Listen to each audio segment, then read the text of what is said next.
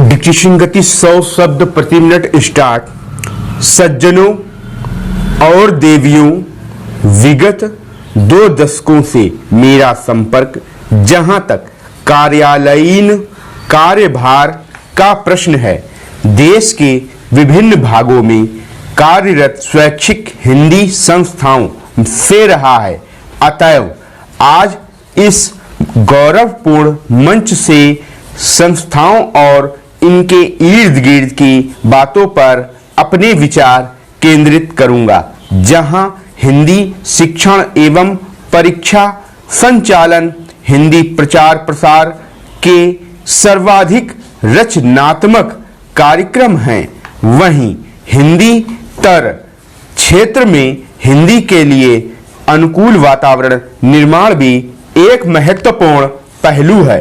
आज इन कार्यक्रमों के संचालन सहज सुगम नहीं रह गए, बल्कि चुनौतीपूर्ण हो गए हैं। विद्यार्थियों की योग्यता बढ़ाने के लिए शिक्षा एवं परीक्षा के अतिरिक्त हिंदी वक्तव्य, निबंध, वाद विवाद के साथ साथ नाटक, एकांकी प्रतियोगिताएं आयोजित की जाती हैं।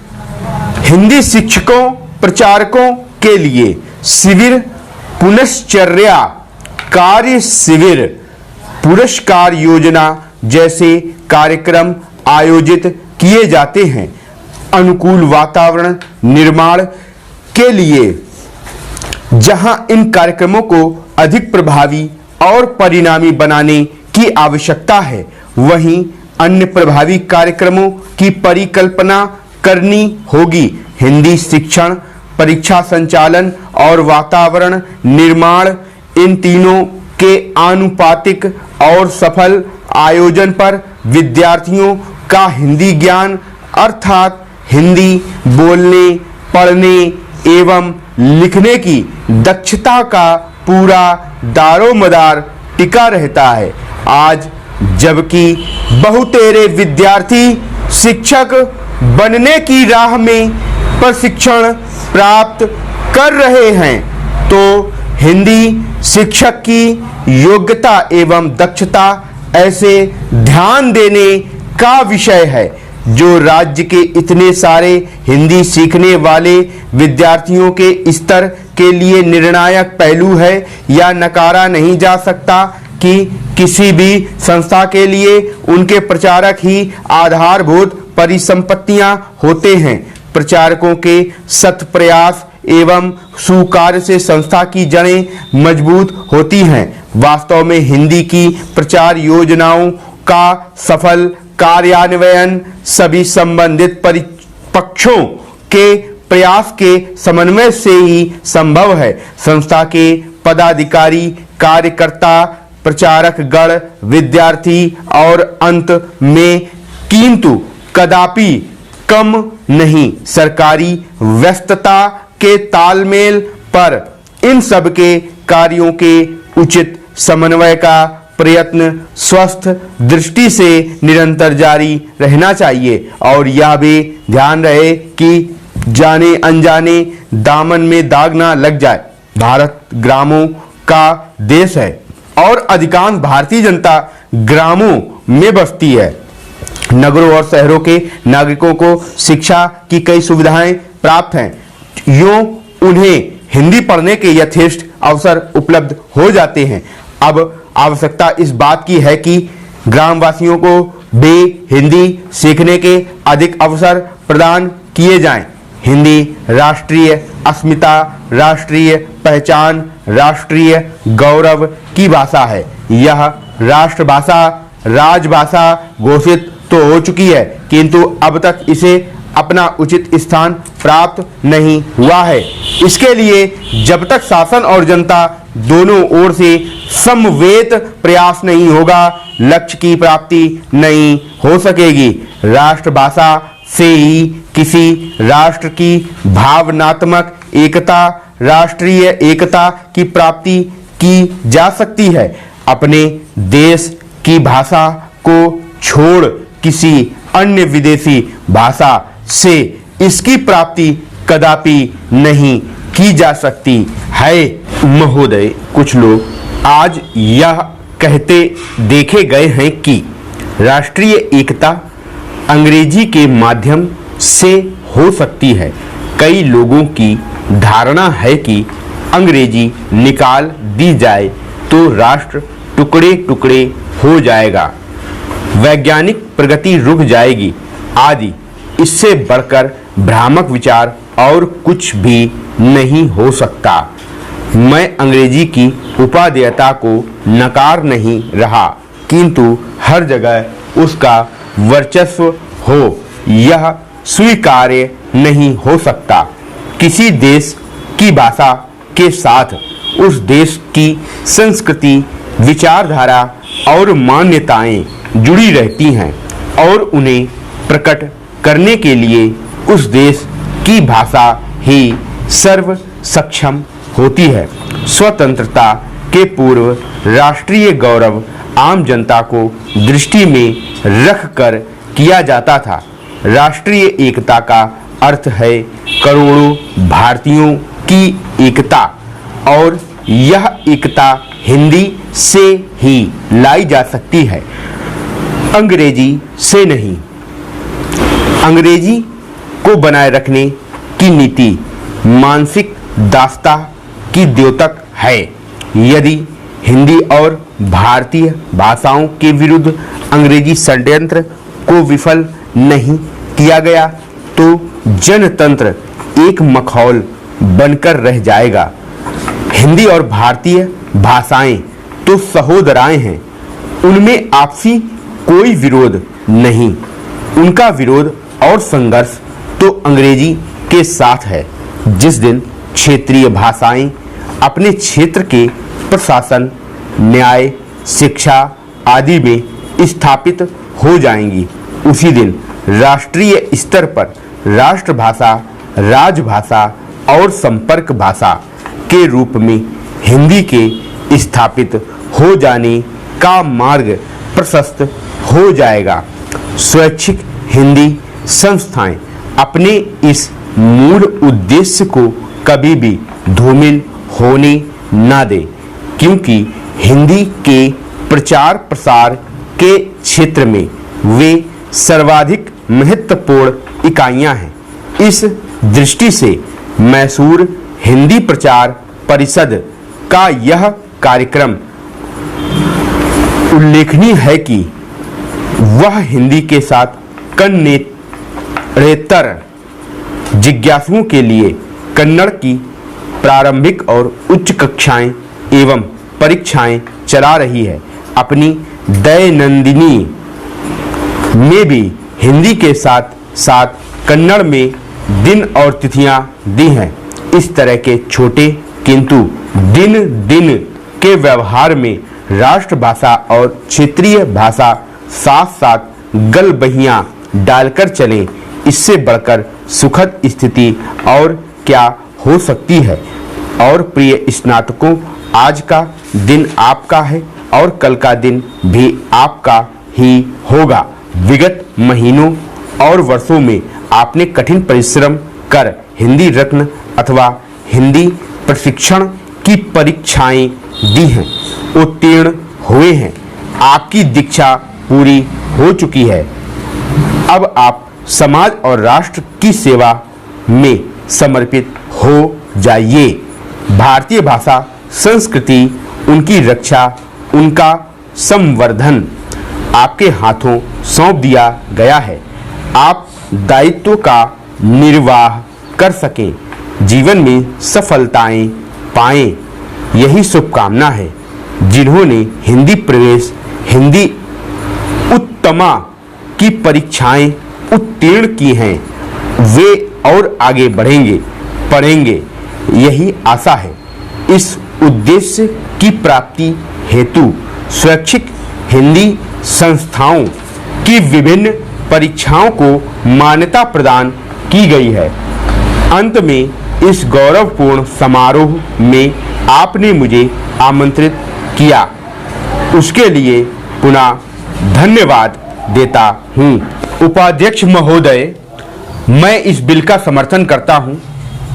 मुझे खुशी है कि कृषि मंत्री एक क्रांतिकारी बिल लाए हैं, लेकिन दुख है कि जैसा बिल लाया जाना चाहिए था वह अभी तक नहीं आया है।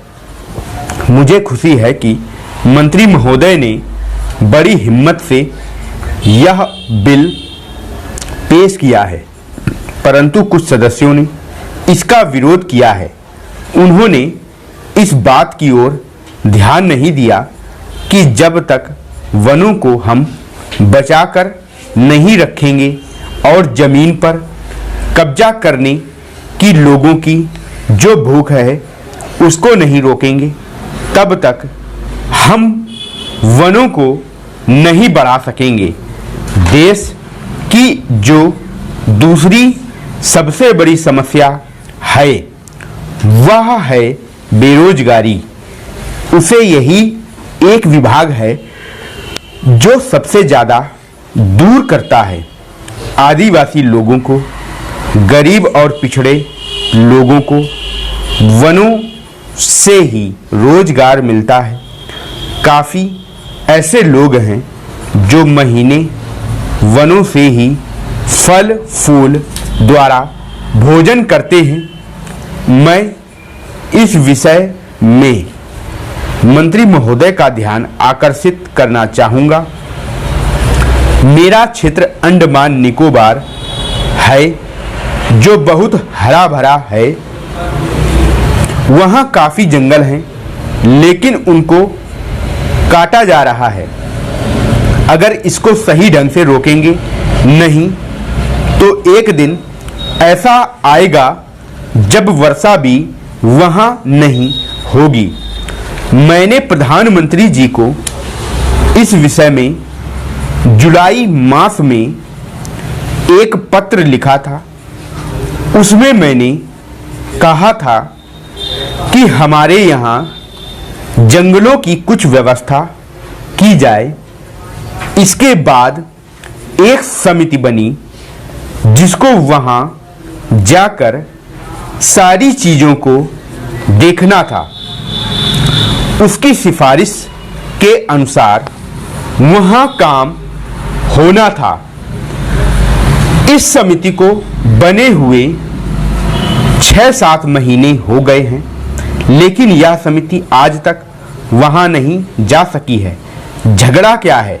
झगड़ा यह है कि कनिष्ठ अधिकारी को इस समिति का अध्यक्ष बना दिया गया है।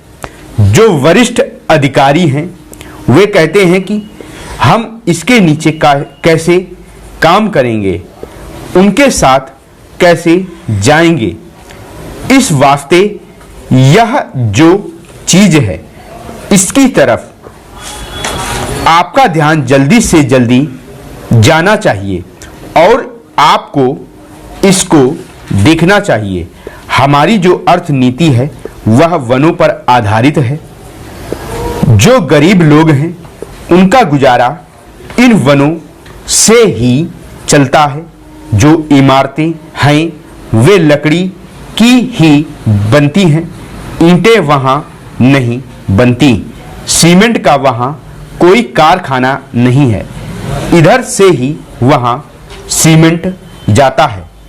उससे सरकारी काम भी पूरा नहीं हो पाता है। तो वह लोगों को कैसे मिल सकता है?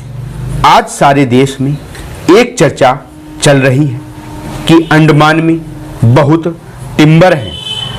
असम से टिम्बर नहीं आता है, चूंकि वहीं से आ सकता है।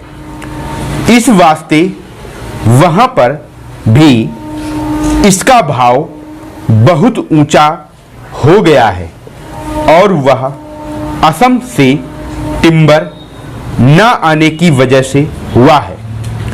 लकड़ी के दाम आज इतने अधिक बढ़ चुके हैं कि बेचारे गरीब लोगों को तो अपने घर बनाने में भी बहुत बड़ी कठिनाई का सामना करना पड़ रहा है। और सभापति महोदय, मैं सदन का ज़्यादा समय नहीं लूँगा।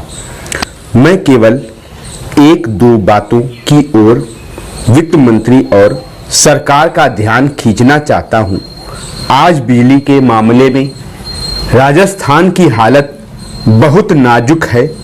खास तौर से पिछले 5-7 दिनों से गांव में परेशानी बहुत बढ़ गई है।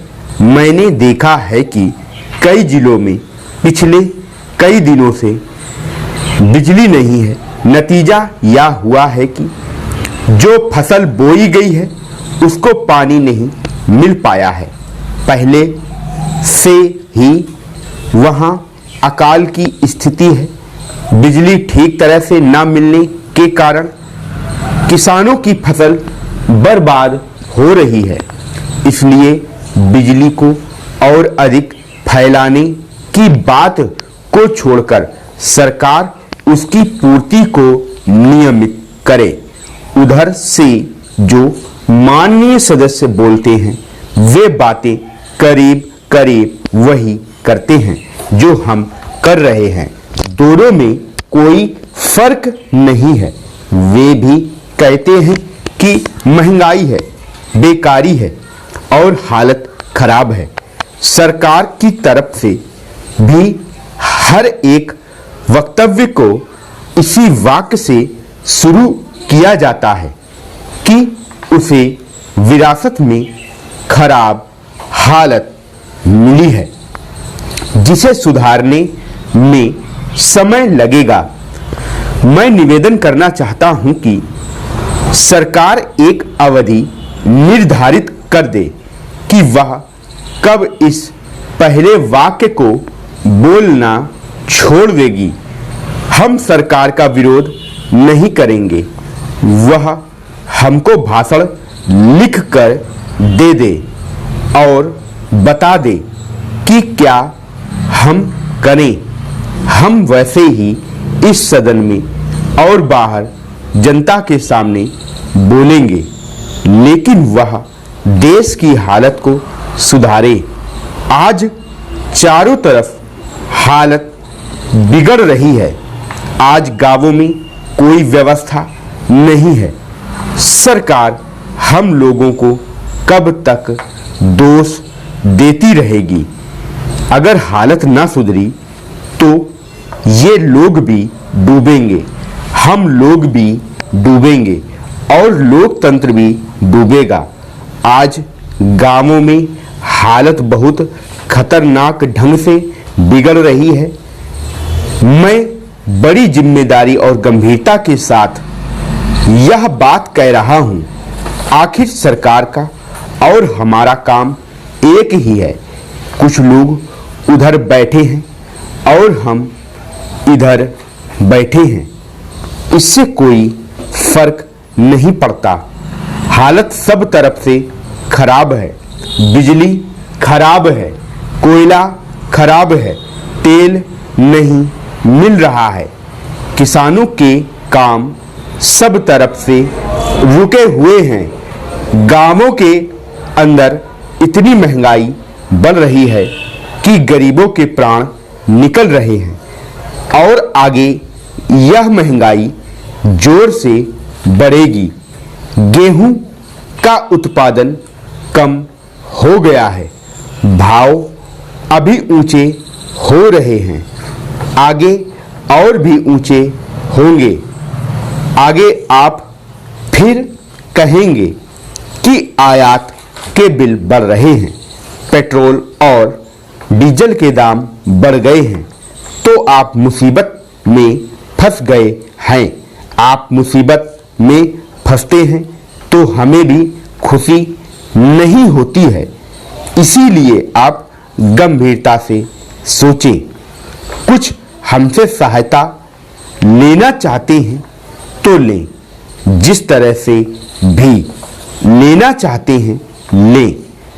आप जैसा कहेंगे वैसा ही हम जनता से जाकर बोलेंगे। अंत में मैं निवेदन करना चाहता हूं कि आप राजस्थान के लिए जरूर कुछ करें। स्टॉप।